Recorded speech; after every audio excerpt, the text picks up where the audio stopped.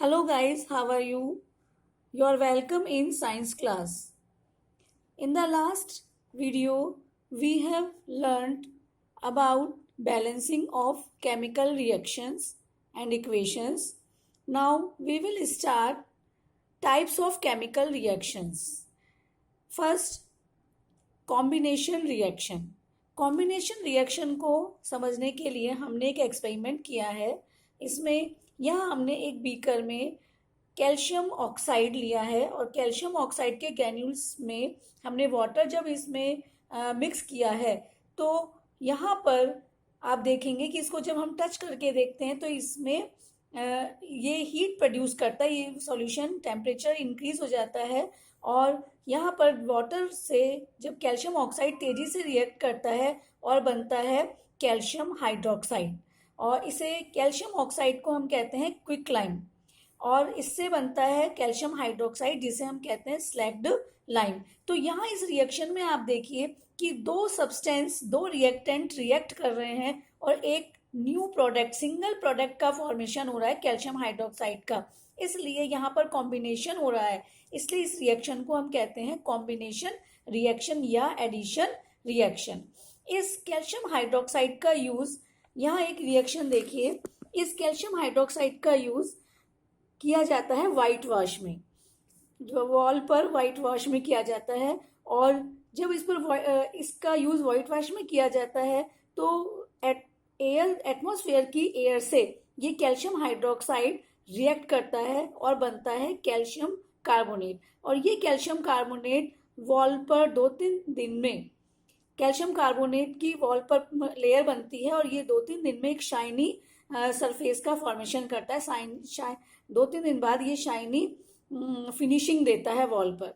तो इस तरह से जो कैल्शियम हाइड्रोक्साइड, जिसे हम स्लैक्ट लाइम कहते हैं, ये CO2 से रिएक्ट करके कैल्शियम कार्बोनेट बनाता है। इसे हम कहते हैं लाइम स्टोन या मार्बल भी कहते हैं कैल्शियम कार्बोनेट को। तो ये इसी तरह से यहाँ पर देखिए और भी रिएक्शन है, कॉम्बिनेशन रिएक्शन के एग्जांपल्स हैं। बर्निंग ऑफ कोल, कोल को जब हम, कोई भी सब्सटेंस जब बर्न होता है तो वो ऑक्सीजन की प्रेजेंस में होता है। तो जब कोल बर्न होता है तो ऑक्सीजन की प्रेजेंस में ये कोल बर्न होकर बनाता है calcium carbon dioxide. Carbon plus oxygen equal to carbon dioxide. और इस रिएक्शन में भी आप देखिए कि यहाँ पर दो रिएक्टेंट रिएक्ट करके एक सिंगल प्रोडक्ट का फॉर्मेशन कर रहे हैं। So this is known as combination reaction.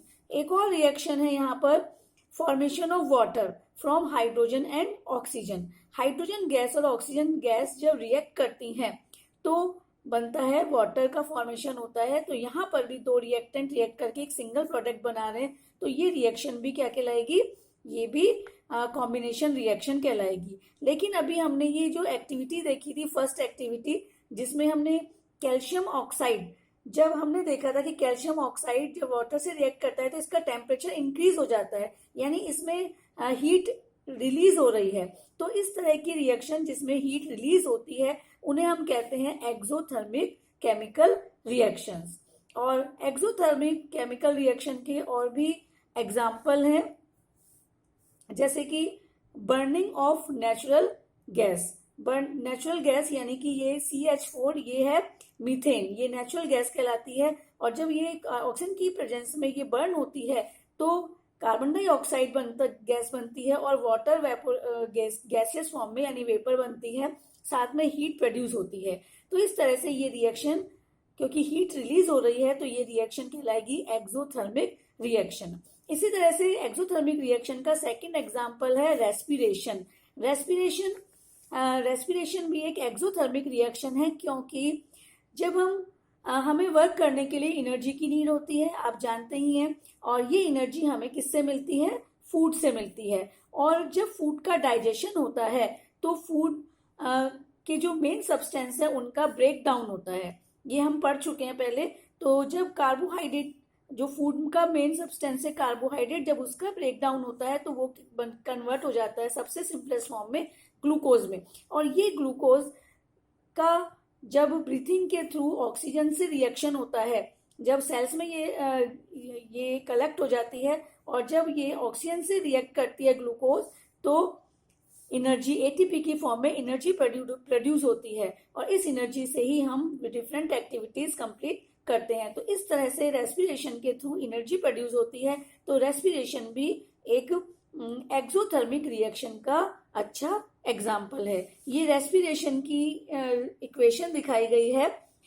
Glucose है, ग्लूकोज ऑक्सीजन की प्रेजेंस में ग्लूकोज का ऑक्सीडेशन हो रहा है, या यूं कह सकते हैं ग्लूकोज का ब्रेक डाउन हो रहा है ऑक्सीजन की प्रेजेंस में। साथ में वाटर भी है लिक्विड फॉर्म में, और इससे बनता है CO2, क्योंकि रेस्पिरेशन में कार्बन डाइऑक्साइड बनता है, वाटर और एनर्जी प्रोड्यूस होती है। तो एनर्जी प्रोड्यूस हो रही है, तो रेस्पिरेशन एक एक्सोथर्मिक रिएक्शन है। इसके अलावा एक और एग्जाम्पल है decomposition of vegetable matter into compost. Compost pit जो बनाए जाते हैं, कंपोस्ट पिट जो बनाए जाते हैं, उनमें वेजिटेबल्स को, जो वेजिटेबल्स के छिलके हैं या वेजिटेबल्स का जो रॉ मटेरियल है, उनको हम इसमें डालते जाते हैं और उसमें बैक्टीरिया जनरेट होते हैं और बैक्टीरिया उसको क्या करते हैं, डीकम्पोज करते हैं। साथ में इसमें एक एनर्जी प्रोड्यूस होती है और इसीलिए इस रिएक्शन को हम कहते हैं एक्सोथर्मिक रिएक्शन। तो इस तरह से हमने यहाँ पर अभी 2 रिएक्शंस कंप्लीट की हैं। एक तो एक्सोथर्मिक रिएक्शन, तो ये एक्सोथर्मिक रिएक्शन वो रिएक्शन है जिनमें की हीट इवॉल्व होती है, रिलीज होती है, that is called exothermic reaction. And second हमने पढ़ी है composition reaction. Composition reaction means यानी 2 या 2 से ज्यादा जो रिएक्टेंट है जब रिएक्ट करते हैं तो एक नया जब सिंगल सब्सटेंस बनाते हैं तो ये कहलाता है composition reaction, sorry combination reaction. Next आता है डीकम्पोजिशन रिएक्शन। डीकम्पोजिशन रिएक्शन को समझने के लिए हमने एक एक्टिविटी की है। यहां हमने एक बॉइलिंग ट्यूब ली है जिसमें हमने फेरस सल्फेट, ये फेरस सल्फेट के क्रिस्टल्स इसमें हमने लिए हैं और हमने इसको जब बर्नर के थ्रू या स्प्लिट लैम्प के थ्रू जब हमने इसको गर्म किया है बॉइलिंग ट्यूब में, तो इससे एक नया सब्सटेंस, इसका कलर चेंज हो जाता है और नया सब्सटेंस बनता है। और यहाँ आप देखिए कि ये रिएक्शन है फेरस सल्फेट। हमने फेरस सल्फेट लिया था और जब इसको हीट दी थी, गर्म किया था, तो ये फेरस ऑक्साइड में कन्वर्ट हो जाता है, इसलिए इसका कलर चेंज हो जाता है। साथ में बनता है SO2 सल्फर डाइऑक्साइड गैस और SO3 सल्फर ट्राइऑक्साइड गैस। तो इस तरह से आपने यहाँ पर देखा कि जो फेरस सल्फेट है, ये फेरस सल्फेट एक जो सिंगल रिएक्टेंट है, ये 2 या 2 से ज्यादा सिंपलर फॉर्म में प्रोडक्ट में कन्वर्ट हो जाता है, इसलिए इसको हम कहते हैं डीकम्पोजिशन रिएक्शन, क्योंकि ये डीकम्पोज हो रहा है सिंपलर फॉर्म में, सिंपलर प्रोडक्ट में, इसलिए इसको कहते हैं डीकम्पोजिशन रिएक्शन।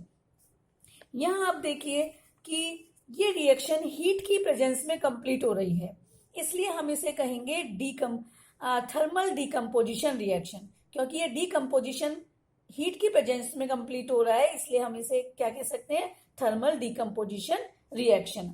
एक और एग्जाम्पल है थर्मल डीकम्पोजिशन रिएक्शन का, कैल्शियम कार्बोनेट जो अभी हमने पढ़ा था लाइमस्टोन, और लाइमस्टोन को जब हम हीट करते हैं तो ये कन्वर्ट हो जाता है क्विक लाइम में, जिसे हम कहते हैं कैल्शियम ऑक्साइड, और क्विक लाइम कैल्शियम ऑक्साइड के साथ कार्बन डाइऑक्साइड का फॉर्मेशन होता है। तो इस तरह से यहाँ पर ये डीकम्पोजिशन रिएक्शन है कि कैल्शियम कार्बोनेट कैल्शियम ऑक्साइड और कार्बन डाइऑक्साइड में कन्वर्ट हो रहा है और क्या बन रहा है, सॉरी, और हीट की प्रेजेंस में ये रिएक्शन कंप्लीट हो रही है, इसलिए हम इसे क्या कहेंगे, थर्मल डीकम्पोजिशन रिएक्शन। एक और रिएक्शन है, यहाँ पर आप देखिए लेड नाइट्रेट लिया है और लेड नाइट्रेट को जब बॉइलिंग ट्यूब में गर्म करते हैं, हीट करते हैं, तो यहाँ से ब्राउन फ्यूम बनने लगती है और ये brown fume nitrogen dioxide gas की होती है।